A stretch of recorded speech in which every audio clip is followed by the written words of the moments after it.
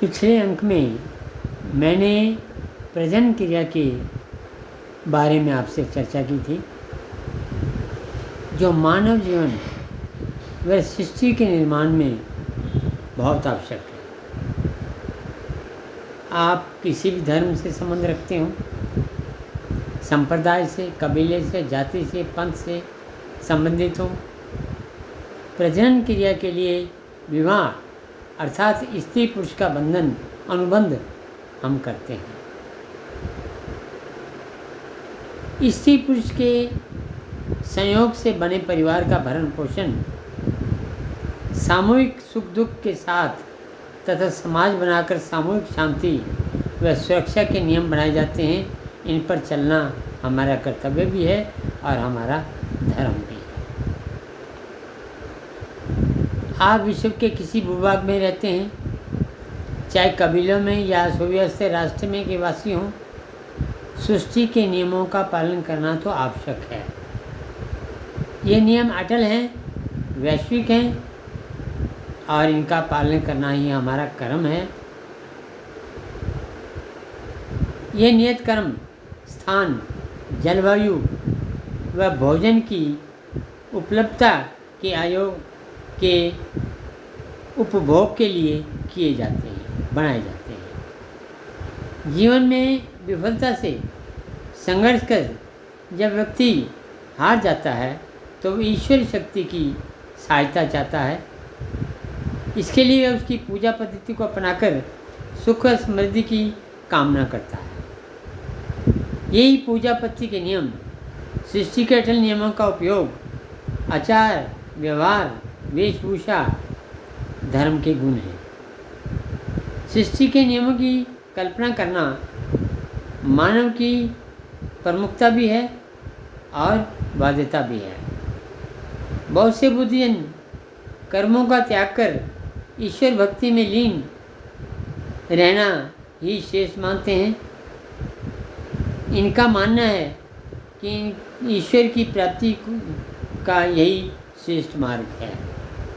पर श्रीमद् भगवद गीता में कर्म योग को बहुत अच्छा माना गया है।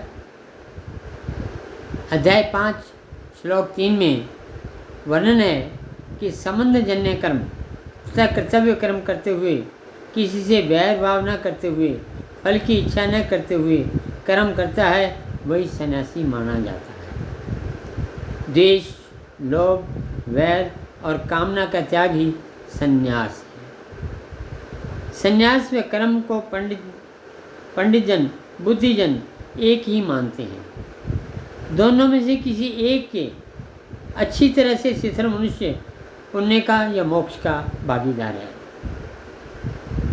कर्मों के त्याग को अथवा ज्ञान प्राप्त कष्टदायक जरूर है, परंतु निष्काम कर्म से लगा हुआ मनुष्य ब्रह्म को शीघ्र प्राप्त कर देता है। इसीलिए गृहस्थ धर्म को श्रेष्ठ माना जाता है।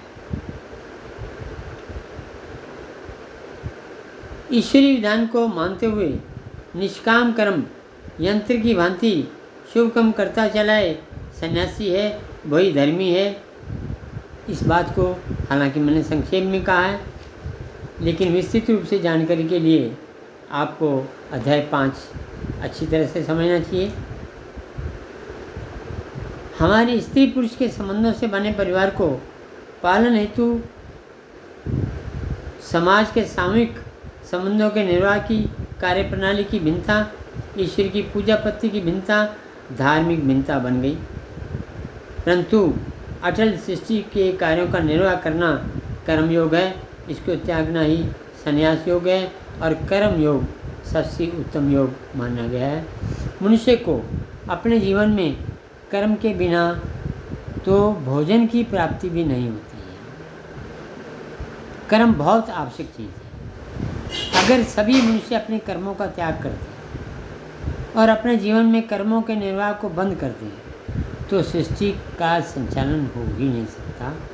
परस्पर भेदभाव, झगड़े पनपेंगे और उससे जो है सृष्टि का विनाश होगा। ना हम रहेंगे ना आप रहेंगे, कुछ भी नहीं रहेगा। इसलिए कर्म योग सर्वश्रेष्ठ योग है। इसको करते रहने से मानव की समृद्धि होती है, मानव का विकास होता है। कर्मों के बिना विकास भी नहीं है। आज से कुछ समय पहले अकाल पड़े थे, तब लोगों ने कृषि की ओर ध्यान दिया और इस समस्या से जूझ ली, निजात पा ली। तो ये कर्म योग है। कर्म योग से हम बहुत कुछ प्राप्ति कर सकते हैं और ईश्वर भी मान के चलता है कि जो व्यक्ति अपने कर्मों को करता है वो व्यक्ति सर्वश्रेष्ठ व्यक्ति है। उस व्यक्ति को किसी प्रकार का दुख नहीं होता। जो अपने परिवार का पालन पोषण सही ढंग से कर सकता है वो व्यक्ति सुख रहेगा, सुखी रहेगा, उसका परिवार उसको सुखी रहेगा। क्योंकि परिवार में बाल्यकाल में तो माता पिता सेवा करते हैं और वृद्धावस्था में बालक जो है पति वो जो है उसकी सेवा करता है। इसीलिए हम परिवार चाहते हैं, इसीलिए हम बालक चाहते हैं। क्यों? क्योंकि वृद्धावस्था में हमें उनकी आवश्यकता है। वो हमारे को जो है हमारा पालन पोषण करें, हमारे को जो है हमारी दवाई दारू का तो करें, हमारे भोजन का करें। और बाल्यकाल में जो कुछ हम उनके साथ करते थे वही हम अपेक्षा करते हैं कि वृद्धावस्था में हमारे पुत्र पुत्रियाँ वैसा ही व्यवहार करें जैसा हम उनसे साथ करें। ये एक श्रेष्ठ धर्म है और इसका निर्वाह करना ही मैं समझता हूँ सबसे बड़ा संन्यास है।